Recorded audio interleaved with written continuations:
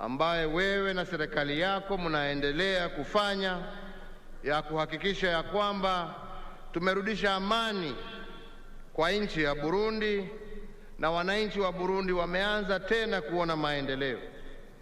Na nataka nikuhakikishie leo ya kwamba sisi na wenzetu wa Afrika Mashariki tutaungana pamoja nawe tuhakikishe ya kwamba hii economic sanctions ambayo imewekwa kwa nchi yako imeondolewa na ndio wananchi wa Burundi waweze kupata maendeleo ambayo wanastahili.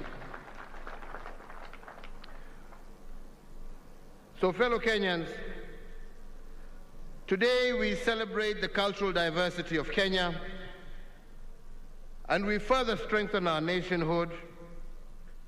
For in the year 2015, I issued an executive order on the rotational hosting of our National Day celebrations in all our counties. Today, Kisumu City joins the growing list of counties that have played host to a National Day celebration. That is the counties of Nakuru, Nyeri, Machakos, Meru, Kakamega, Narok, Mombasa, and Kisii. This tradition allows for a focus on the positive contributions being made under devolution, while also enabling the hosting county to showcase itself on the national stage. Being in Kisumu today is significant and uplifting as we forge lasting bonds between the people of Kenya. This congregation here today is also a celebration of the handshake, a new political normal that not only embraces competition, but also encourages reconciliation and the healing of wounds, irregardless of how fierce the competition was. The choice of Kisumu to host Madaraka Day this year is also intertwined with our national heritage, for there cannot be a better place to celebrate our liberation struggle and ponder the future of self-rule than here in Kisumu City. Kisumu is not only the historical hub of the East African Cooperation, it was also the intellectual incubator of some of the leading ideas behind our liberation movement. The national motto of Harambe, even though an import from India, was, for instance, introduced as a political rallying call here in Kisumu during the 1950s. After independence, our founding fathers popularized it as the national mantra of pulling together. Similarly, and led by Jaramogi Oginga Odinga, Kisumu was the epicenter of the push to release Mzee Jomo Kenyatta and the Kapenguria Six from their illegal detention by the British colonizers.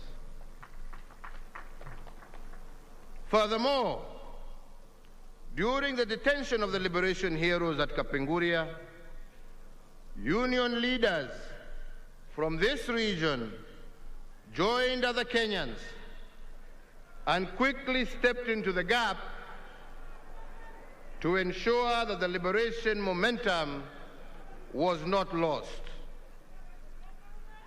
It was pre-independence leaders from this region who taught us that wacha aende mambo yake bana.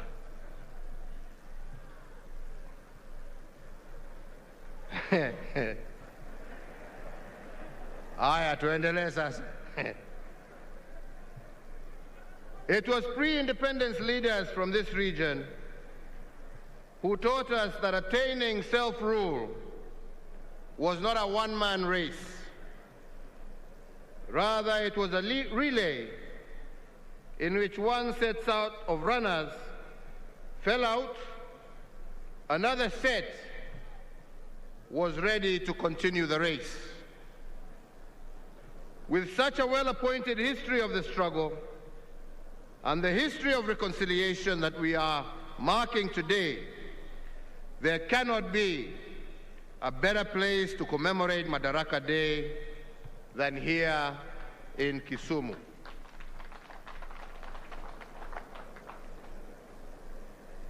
Fellow Kenyans, today we celebrate close to 6 decades of self-rule. We celebrate the return of our liberties, the restoration of our dignity, and the democratic resilience that we have brought over the last 58 years. Today we also celebrate the war heroes who gave their all, including their lives, for us to be free. They sacrificed their freedom and their lives, knowing fully well that sometimes those who plant the seeds of freedom may never enjoy the fruits that follow. For their martyrdom, we honor our fallen heroes this Madaraka Day, and we do it fully conscious that a nation that does not honor its heroes will receive no honor amongst nations, to quote one thinker. As we celebrate self-rule today, we must also honor our founding fathers who dared to imagine Kenya, the bold and selfless architects of this great republic. And from this region of Nyanza, we honor, among others, Jaramogi Oginga Odinga, Tom Joseph Mboya, who was the architect of our economic blueprint at independence, and Achieng' Oneko, amongst others, who was one of the Kapenguria Six. Today we honor all the founding fathers of this nation, and we must also recall their principles of nationhood, and I will today just mention a few of these. One, they taught us that a progressive nation is one that is in continuous conversation with itself. This is because nationhood is a negotiated process that needs constant alignments and adjustments in the pursuit of perfection. The architects of Madaraka, however, warned us, a fact that I will not tire to remind you, that in making such adjustments and alignments, we must always avoid the paralysis of constitutional rigidity. Two, they taught us that self-rule is not an end in itself. It is a means to a greater end.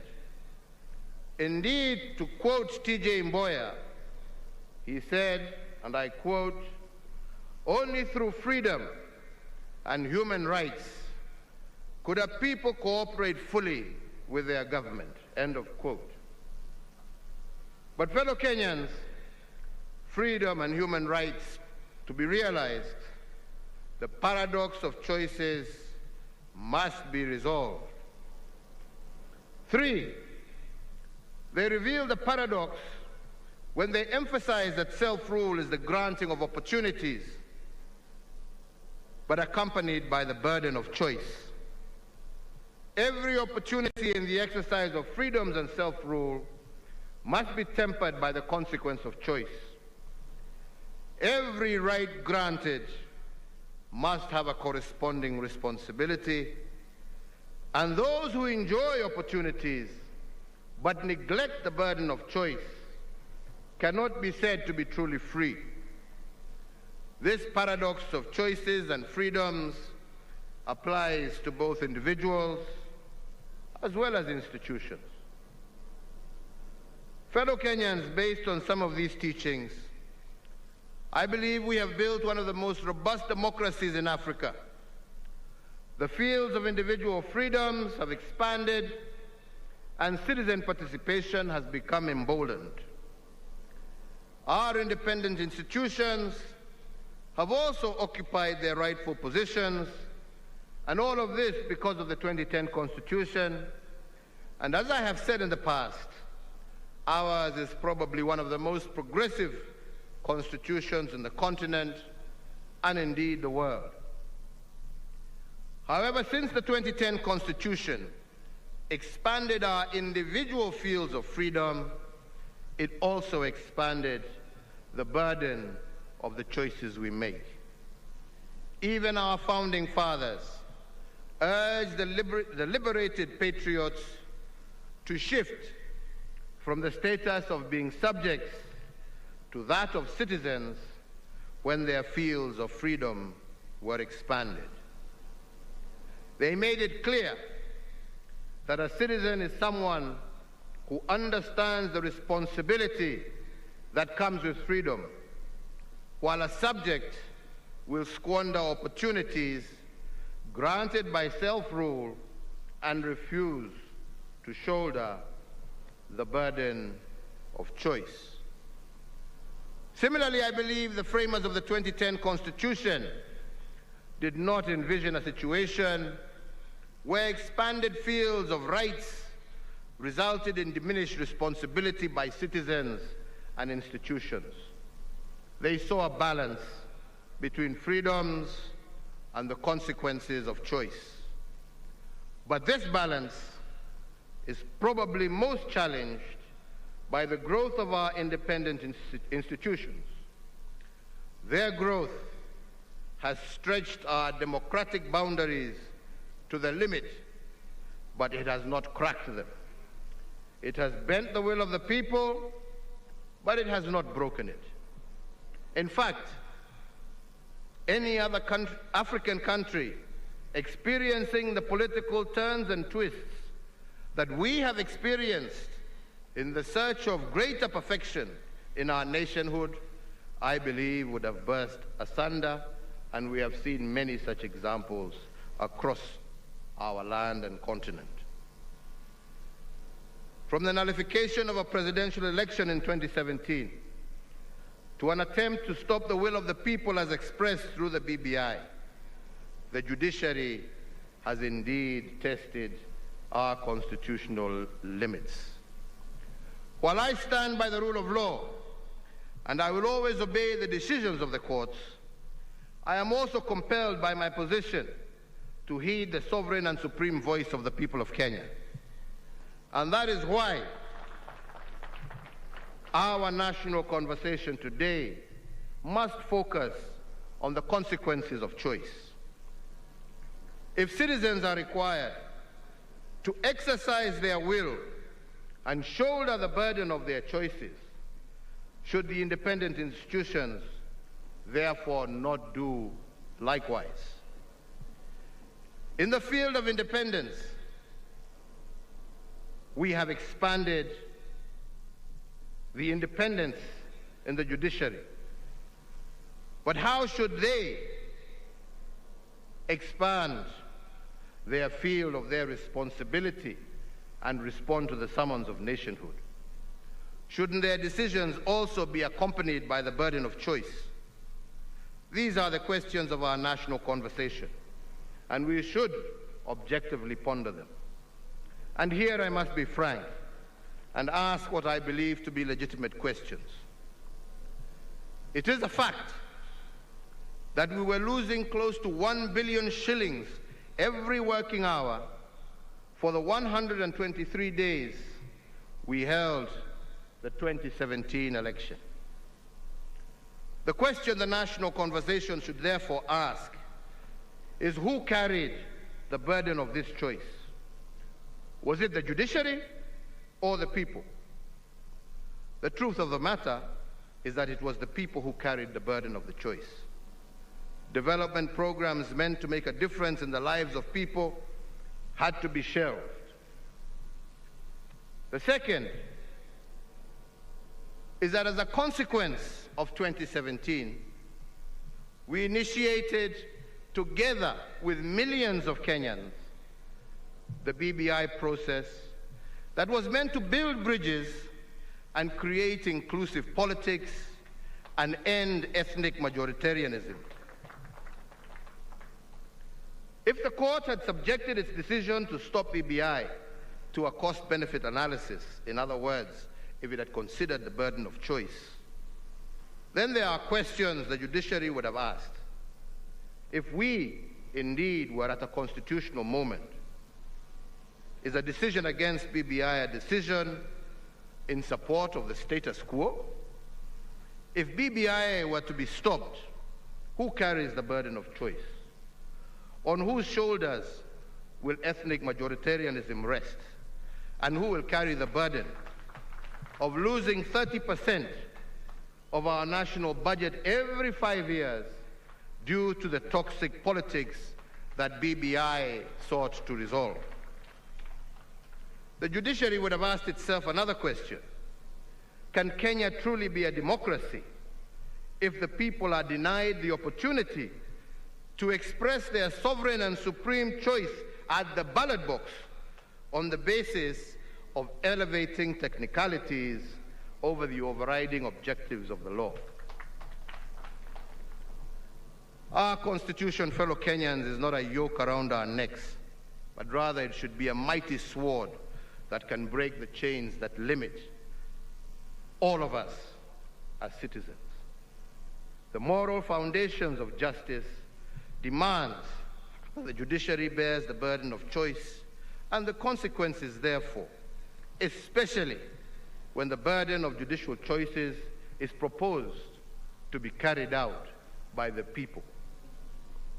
Fellow Kenyans, as I turn to the national question of our times, as is the national tradition every Madaraka Day, I wish to remind us of an instruction left behind by the founding father of our nation, Mzee Jomo Kenyatta. He said, and I quote, "Our children, born and unborn, may learn about the heroes of the past, but our present task is to make ourselves architects of the future." End of quote. This, fellow Kenyans, was a call to action. It was a call to predict the future by creating it. And against this backdrop, the national question of the moment must be poised. If indeed freedom is nothing but an opportunity to become better, how have we enriched what the founding fathers placed in our custody? Have we made it better than we found it? And has Kenya occupied its rightful place in the society of nations as a result of our improvements? I believe that that is the national question of the day. And in response to this question, I will use the 4 frames of our liberation struggle that have informed my administration. The first is economic. This frame is informed by the notion that political freedom in the absence of economic freedom is nothing but an illusion. Given that the founding fathers stood for economic inclusion and the administrations before mine was about economic recovery, my administration has embraced the maxim of economic acceleration. Economic acceleration in my administration is about increasing the speed of achieving our national goals. And we have increased the speed at national, county, as well as individual levels. At the national level, the colonizers left us with a gross domestic product, which is a measure of our national cake, of close to Kenya shillings 6.4 billion in 1963, using the exchange rate of the time. After 74 years of colonial occupation, that is what Kenya was worth every year. The combined administrations of Mzee Kenyatta, Mzee Moi, and Mzee Kibaki increased this national cake to Kenya shillings 4.5 trillion, and they did this in a span of 50 years. In the last 8 years, my administration has doubled what the colonizers and the first 3 administrations did in 128 years. Our national cake, our annual worth as a country every year, now stands at Kenya shillings 10.3 trillion. And even if you factor in inflation, our economic acceleration program has multiplied what the Founding Fathers left in our custody. At the county level, we have allocated Kenya shillings 2.3 trillion to our counties. This is equivalent to 16% of our GDP. What this means is that we have sent to the counties the equivalent of what our national cake was between 1885, when the colonizers came to Kenya, and when President Moi retired in 2002. That is the money that has gone mashinani. What they've done with it, hiyo ni yao. The BBI dream is to send even more resources to the counties in order to catalyze their accelerated development. And that is why we have proposed under the BBI to send 35% of our national revenue to counties. Fellow Kenyans, at the individual level, our economic acceleration initiative has focused on the allocation of title deeds. And I'm proud to say that we have accelerated land adjudication in a way that is unprecedented. The previous administrations combined issued 6 million title deeds to Kenyans in 5 years. In the last 7 years, my administration has issued 5.1 million title deeds. On a pro rata basis, ladies and gentlemen, this is 7 times what previous administrations had done combined. I am happy that close to 20% of those title deeds we have issued are in the Nyanza region. In fact, most of them right here in Kisumu County. The title deed is what our founding fathers fought for when they made land ownership a central plank of our independence struggle. And by accelerating land adjudication and settlement, my intention is to ensure that we give security of tenure to as many Kenyans as possible. The next frame is what I call the big push investments. Our founding fathers laid the foundation for the future they dream of. Then they dared us to build that future by doing big things. But on this, they also cautioned us that to do big things, you cannot be distracted by small things. The big push investments are about laying the ground for our economic takeoff. Many Kenyans have asked why my administration is investing in big infrastructure projects. Why roads, rail, why ports? Indeed, when Cecil Rhodes, the British colonizer, and his cohorts dreamt of the road from Cape Town to Cairo, their vision was not the road. The road was not their dream.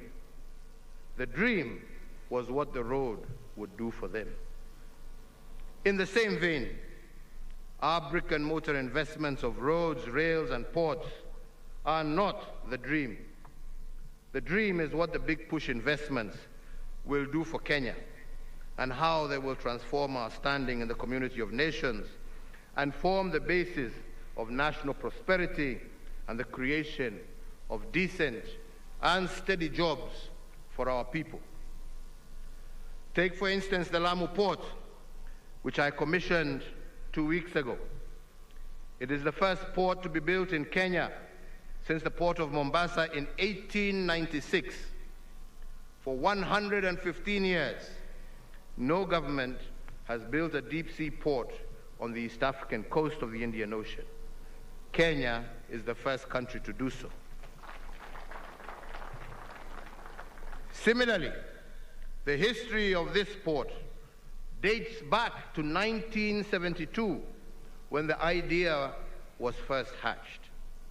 It took 49 years for us to conceptualize and mull over this port, but we, in a period of 8 years, have made it a reality. Once this port is operational, Kenya will have claimed its stake in the Indian Ocean real estate. The port of Lamu will be able to handle ships the size of those that transit through the Suez Canal.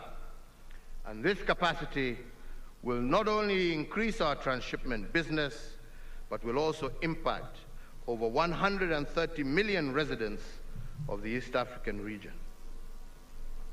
Another big push investment that we have been engaged in is the revival of what I call dead capital. We have done this because the instructions of our founding fathers was to take care of what they had built. And in this regard, we have revived 566 kilometers of dead meter gauge railway. The revived 200-kilometer Nairobi-Nyanyuki railway will be a game changer. Every trip, the train will transport 1,600 passengers, which is equivalent to a convoy of 120 matatus. And the cost per passenger will be Kenya shillings 200 compared to current Kenya shillings 500 by matatu. Although it takes a little longer by train, the passenger will make a 60% saving using the revived rail system and have more money left in his pocket, while at the same time traveling at greater comfort and safety. Further, by moving our tea and coffee through this line at greatly reduced costs, the result is extra shillings in the pockets of our hard-working farmers. But I believe the most uplifting story of the revival of dead capital is one big push investment, and that is the port of Kisumu and the reconditioning of MV Uhuru vessel. I will not talk about the jobs this has created or will create and the buzz that it has evoked. These are obvious. But let me just focus on the economics of this decision. Today, to transport fuel by road from Kisumu to Uganda takes 72 hours because of the long queues at the Malaba border. But to transport fuel from the port of Kisumu to Port Bell in Uganda by ship takes only 12 hours. This means that by the time a tanker makes one trip to Uganda, MV Uhuru will have made 6 trips. Then there is the question of volume. One tanker carries 20,000 liters of fuel, but one wagon aboard our vessel in Kisumu carries 60,000 liters, which is 3 times the size of a tanker, which means that every time the ship sets sail, it carries 1,100,000 liters of fuel. If the ship accommodates 22 wagons, each voyage it makes to Port Bell is the equivalent of a convoy of 66 tankers headed to Uganda. What is more is that it costs $35 to transport 1,000 liters of fuel by road per kilometer. Over the lake, it costs $16 to transport the same through the port of Kisumu. That means for every $2 spent transporting fuel to Uganda by road, you spend only $1 through the port. Furthermore, the fuel lost, don't ask me how, but the fuel lost, kila mtu anajua nini inatendeka huko. The fuel lost by road transport was estimated to be worth Kenya shillings 6 billion every year.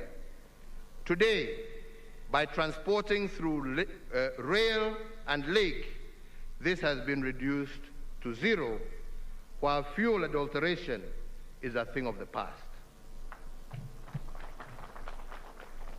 For those asking why we have made a big push investment in the port of Kisumu, that is your answer.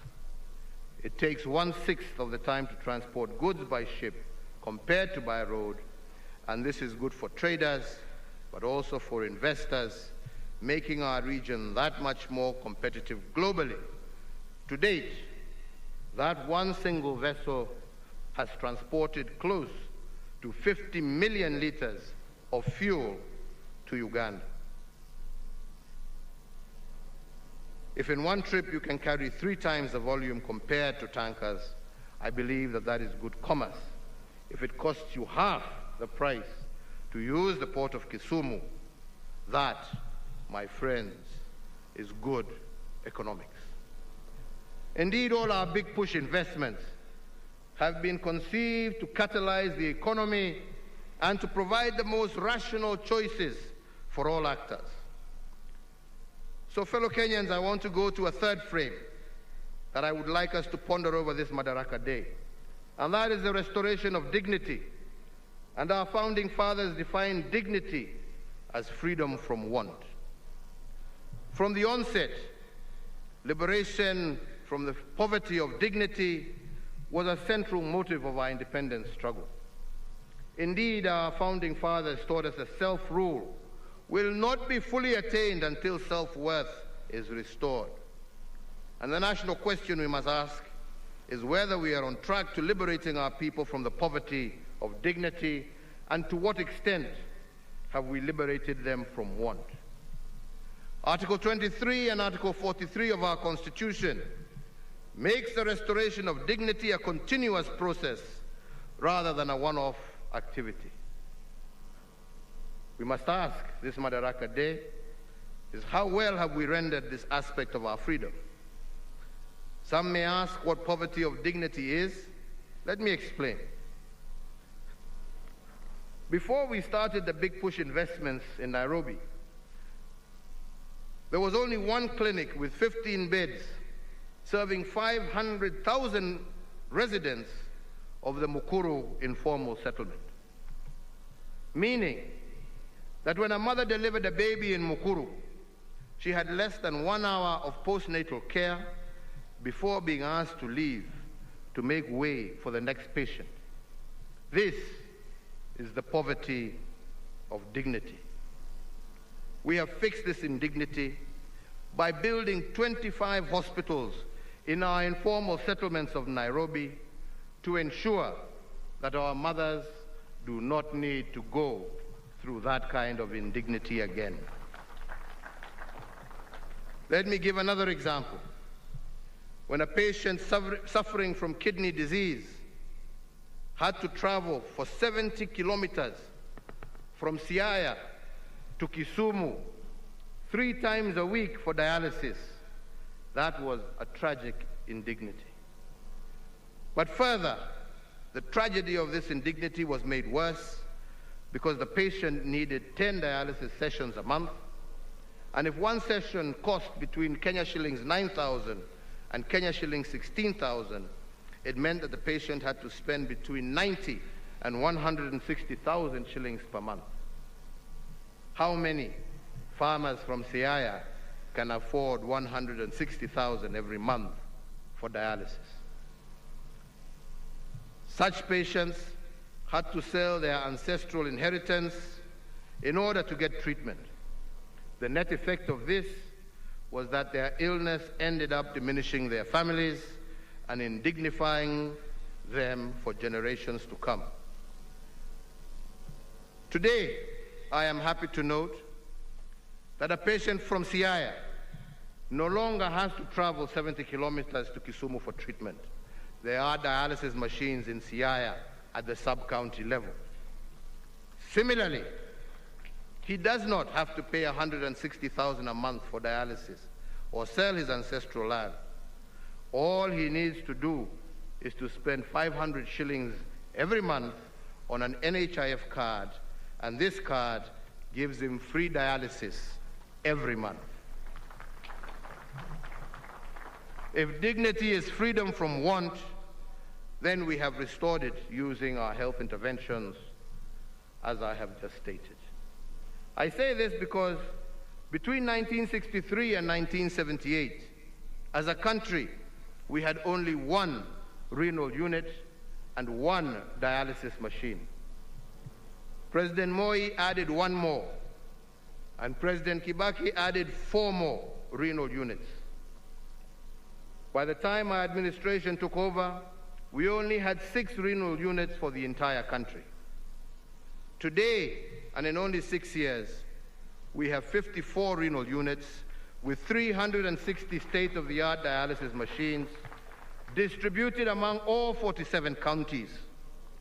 Coupled with the NHIF card, this upgraded health infrastructure has restored the dignity to many families previously condemned to disinherit their children because of disease.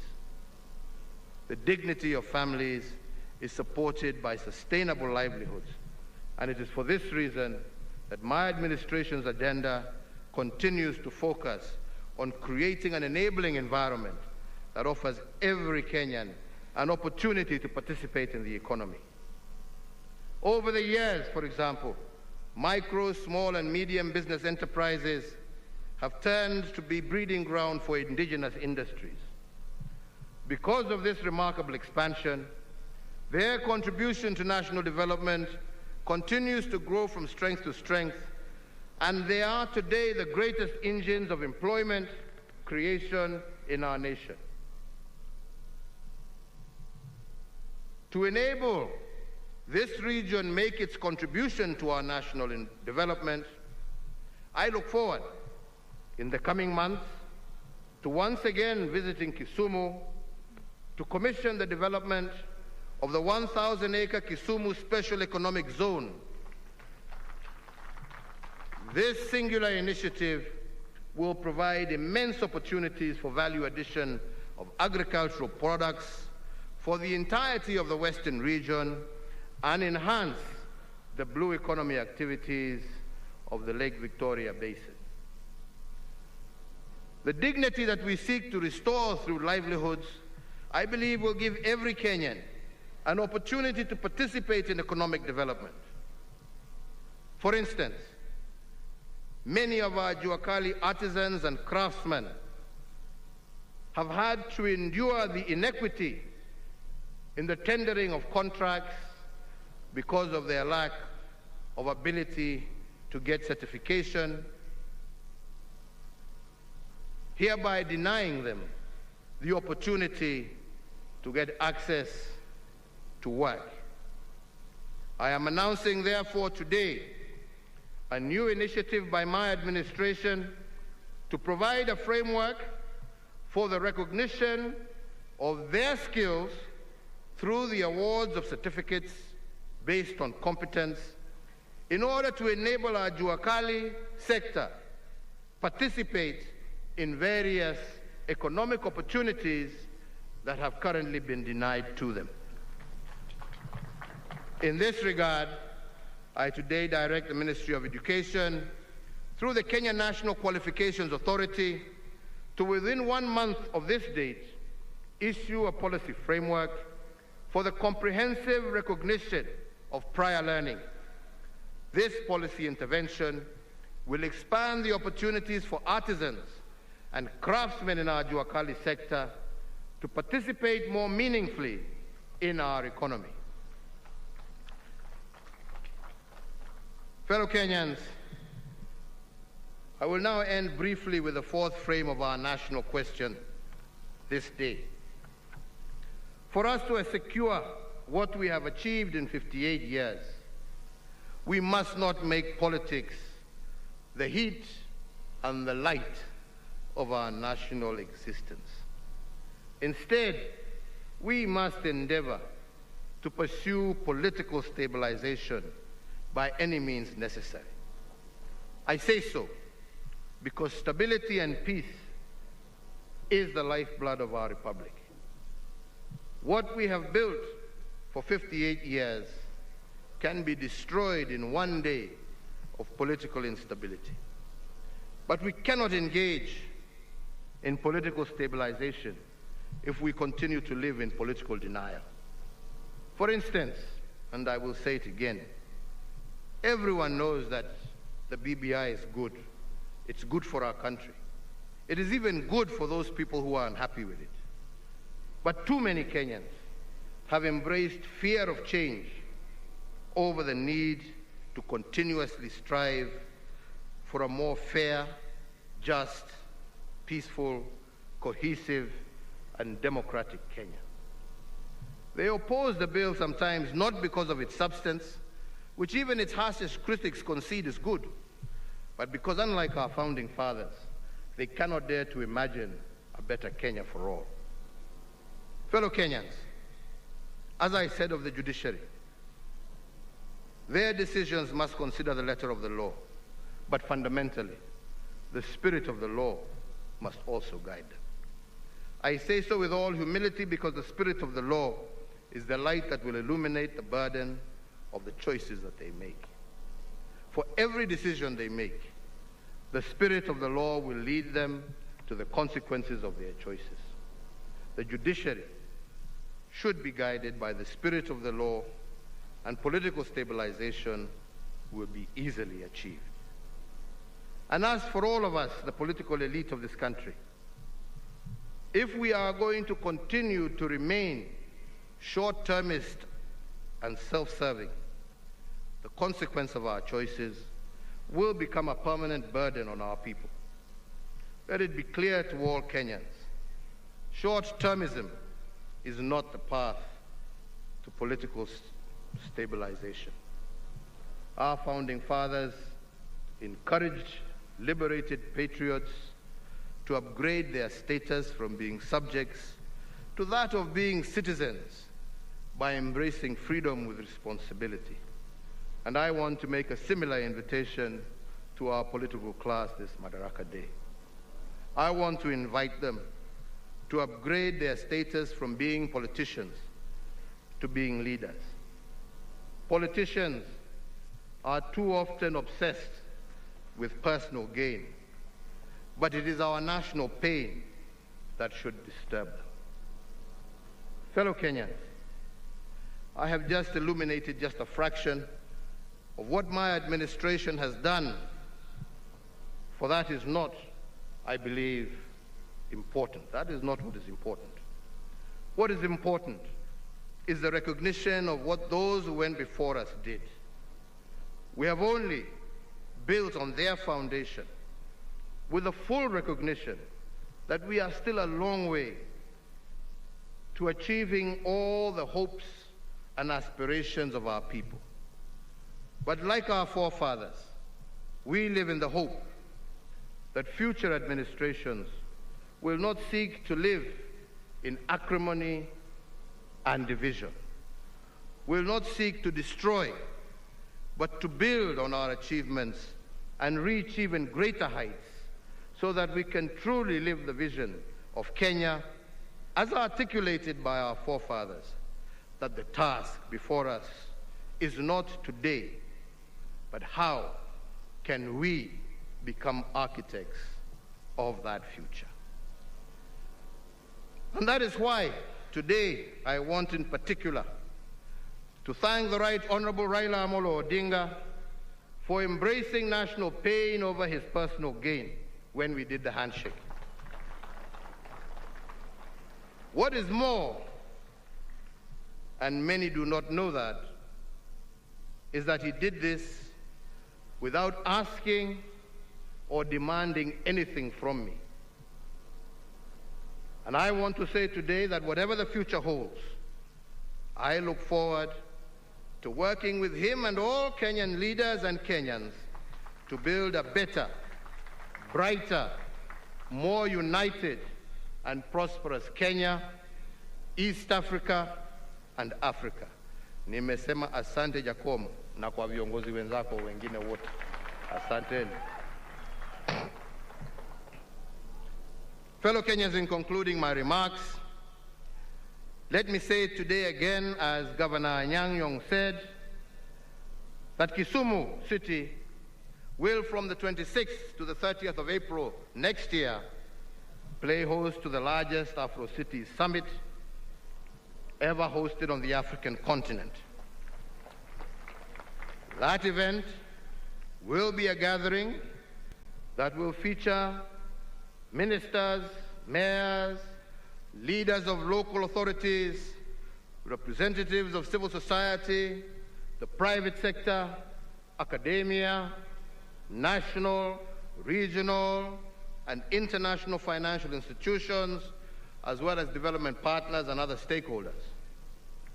My extension, Governor, my administration, Governor, will extend to the county government of Kisumu every support in order for you to be able to showcase Kenya and Kisumu to Africa and the rest of the world.